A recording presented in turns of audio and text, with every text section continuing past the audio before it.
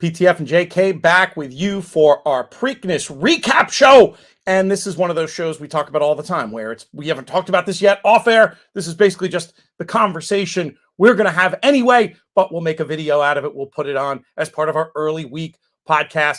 I will say to you, to encourage you to subscribe to this YouTube channel, please. If you're watching on YouTube, if you're listening to the podcast, make sure you're subscribed to the podcast feed in the Money Media on YouTube, in the Money Players podcast. If you're looking on iTunes or other podcast providers, and also if you're on YouTube, feel free to drop us a comment, get involved in the conversation, chime in where we got it right, where we got it wrong, etc. We'll bring him in now with the first question. Hey, JK, what did you think of this year's Preakness? Yeah, I mean, I guess there was it was interesting, right? I didn't necessarily think Seize the Gray was going to win the race. I do feel like I said that I felt like of the two horses that Dwayne Lucas brought to the party, that he was the most interesting coming in off of that 2 weeks. You know, we talked about it, like horses run well in the Preakness off the Derby, off the 2 weeks rest. I don't think that that's the reason the Preakness has some of the entry concerns that I feel like they have. That have been conversations about whether or not they should move it back or not. I think there's other things at play there. Horses run well, and we saw that in this Preakness where the top three horses all ran 2 weeks ago. So, look, I thought he ran well. I thought it was a cool story with Dwayne Lucas being involved. I think it's always good when these My Racehorse horses win big races for the people that are looking for that experience, right? We've talked about that plenty of times. My Racehorse is an experience thing. I don't necessarily look at it as a investment. I don't even really look at it as like, quote unquote, like owning it, because it's not the same thing, but it definitely is like buying a really fun ticket to a really fun amusement park is the way that I would look at it. It's an experience. And I think a lot of people, I think 2,700, 2,600 people had a great experience yesterday by saying to their friends and family that they owned the Preakness winner. Into some of the details of the race. It came back as a 100 on the Beyer Speed Figure scale. I get the feeling, is there some rule that every Triple Crown race has to be at least 100? It is interesting how so many of them seem to land on exactly that number. One private figure maker I saw had it a little bit slower, but, generally in that range.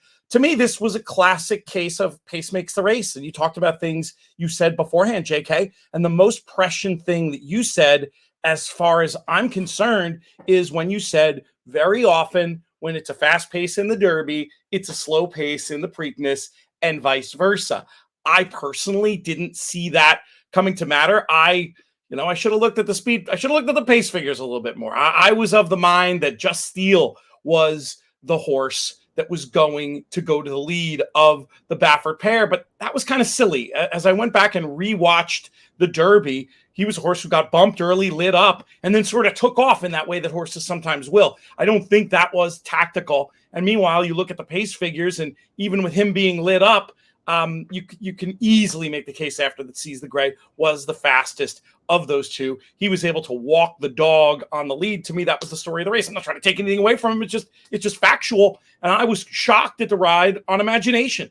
Yes, I heard quotes pre-race, Bob Baffert saying this horse is better with a target. Not quite sure where that comes from, but it was said. It did put me off using imagination as much as I was going to. But he also said, it's Frankie Dettori. I'm going to let him make the call and play the break. And when that horse was hard rated for me early, I thought it was shocking, and I thought it changed the outcome of the race. We did preview this slightly off air, and I know that you disagree.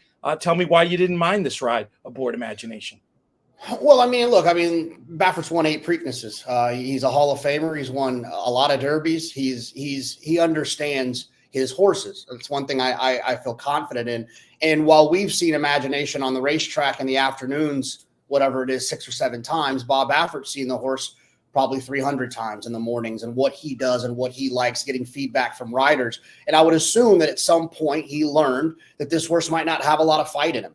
And when he gets comfortable on the front end, he can sometimes get a little lazy on the front end when he doesn't have someone with him in company. And I would imagine they felt like sitting off of a horse was going to be his best chance to kind of get into a fight and run well. Look, it's not like Baffert to rate a horse that has the potential to make an easy lead. So if he makes that decision, I'm going to defer to the silver wig and figure that he has it figured out. And then look, and I think as intent as Frankie was on not making the front, I feel like it was a pretty cut and dry situation this horse cannot be on the lead to give us our best chance of winning. Frankie had this horse in the 6th path, basically water skiing, trying to keep him from just not make the lead to sit off of Seize the Gray. He ended up in that position, didn't run anyways in that situation. So I don't care if he made the lead or not. He wasn't winning yesterday.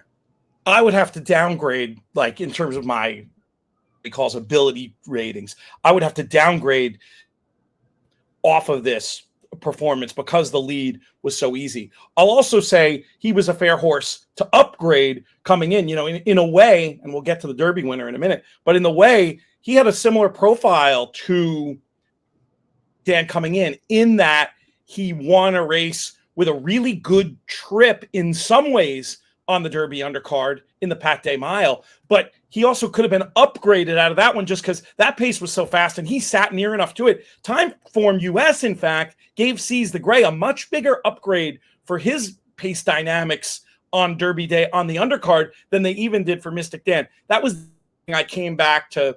I mean, I did write about it in the write-up I did, but I didn't take it seriously. I didn't have Seize the Gray on one ticket. But as much as you could have made a case maybe he was an upgrade coming in, for me, he's a bit of a downgrade coming out. Is that too harsh? No, I can't wait to bet against him and Mystik Dan. Can't wait to bet against both of them, hopefully, in the Belmont Stakes. Well, let's talk about Mystik Dan since he came up there. I felt like this was a creditable performance. And for all you language aficionados out there, it's creditable, not credible. It's not a believable. Anyway, we'll leave the language lesson for another time. But the Mystik Dan, for me, this was his effort. This was his race. I think on the buyer scale, he'll be a few points lower on some other figures I've seen. I think the race is going to be rated exactly the same. I thought it was good. I thought if a horse had gone to the lead, there was a chance that menacing when he came off and looked for a second like he was going to go by and give us a shot was going to materialize. I felt like dynamics were a little bit against him. I think he's a very decent horse. Do I think, like you, something quite possibly faster will come up in these runners for the Belmont Stakes? And we'll have a whole other video on the Belmont Stakes that you can check out our thoughts on our top 5 contenders. But I mean, I rate this performance. It's kind of like he is who we thought he is. He's this really good horse. He's not putting up blazing speed figures. He may be right for the picking in a race like the Belmont with all these other horses coming in, but I think he showed he was no fluke. I think that's fair to say. I feel a little bit better of him coming out of the race than coming in. That's probably the better way to say it. How do you view Mystik Dan, and why are you so eager to bet against him the next day? Well, I mean, I was eager to bet against him yesterday. I just couldn't really find anything. I ended up landing on Imagination as my official pick, but it did make me warm and fuzzy. But there is going to be a bunch of horses, I think, in the Belmont that do make me feel a lot more comfortable playing against him. Look, I think he's a good horse. He's a cool horse. He got a perfect trip in the Derby, although I don't want to take too much away from him because he was close to a pace that fell apart. But I think he just ran pretty good in the Derby. Not great, nothing to get excited about moving forward. That's why I couldn't pick him in the Preakness, and it's why I don't really need him moving forward. I thought he had dead aim on a horse that I thought he was better than. Couldn't get by him in the stretch, despite the fact that the pace wasn't particularly fast. Mystik Dan wasn't particularly far back. I just think he's a nice horse with a cool story, but I think there's going to be a couple of monsters around the corner that he's going to have to deal with. I think that's a fair comment. Speaking of horses you might want to upgrade, though, if we're upgrading, if you think Mystik Dan is a little bit of a flow upgrade, which I think he is, I guess you got to say Catching Freedom is a significant flow upgrade coming from farther back. Never really threatened, but I mean, here he is again, a horse who comes, he makes his run, he gets in the money. It wouldn't shock me if this horse in the right pace scenario does have a big win next to his name. It is in starts in a row. I've sort of expected little bit more early speed from Catching Freedom, and it doesn't seem like he has that. It just feels like he is this one-run closer, but I think he's a talented one-run closer who could have a big prize at some point this season on him. Yeah, I mean, Nick Tamero, in the Money Media's Nick Tamero, wrote in a tweet basically tongue-in-cheek that Catching Freedom has had 2 perfect trips in Triple Crown races and has turn those into a 3rd and a 4th place finish.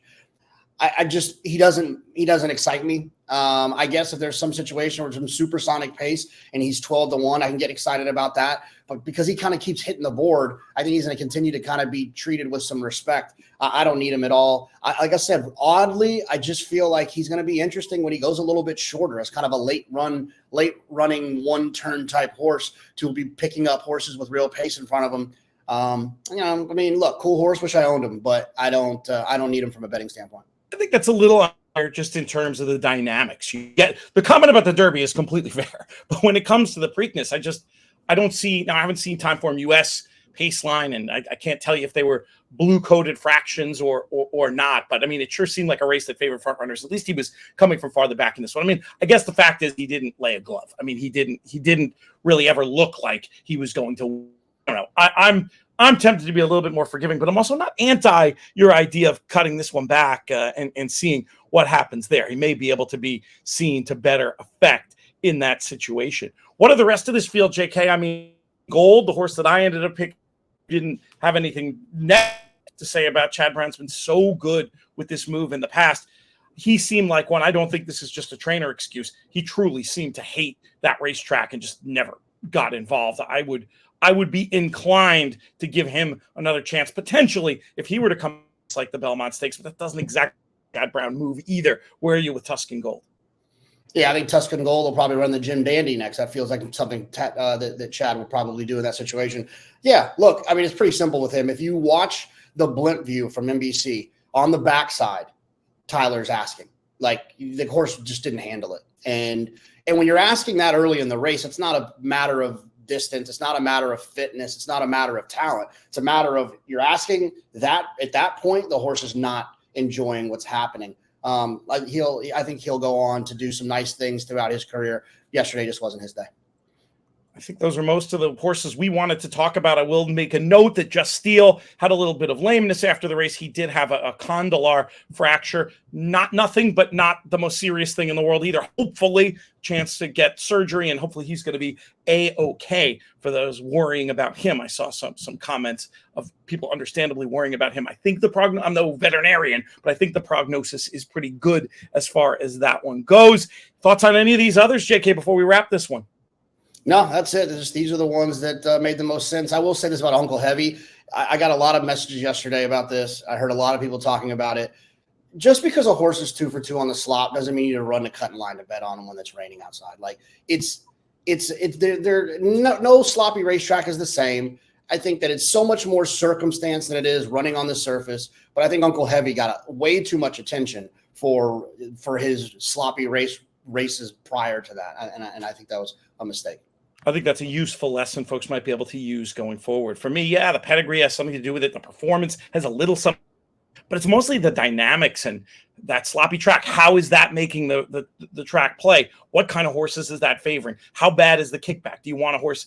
Generally speaking, I think it just makes me like horses who are going to be forward more because they don't need to get mud kicked in their face. But these are the kind of things we talk about at more length over on the side. Make sure there, if you're interested in this type of horse racing chatter, we encourage you once again to subscribe to the In the Money Players podcast, wherever you get your pods, and subscribe to us over on YouTube as well. Click that notification video. You won't miss a video. We're going to have a ton of coverage coming up, not just about stakes, but about all the stakes that day and this whole festival. I'm almost thinking of it like a mini Royal Ascot in upstate New York. Not quite that level of stakes racing, but it is going to be a fun festival atmosphere, and we're going to have it all covered for you here on the In the Money Media Network. Look around. There's another video if you're watching on YouTube, and we've got more content on the audio side coming up right now.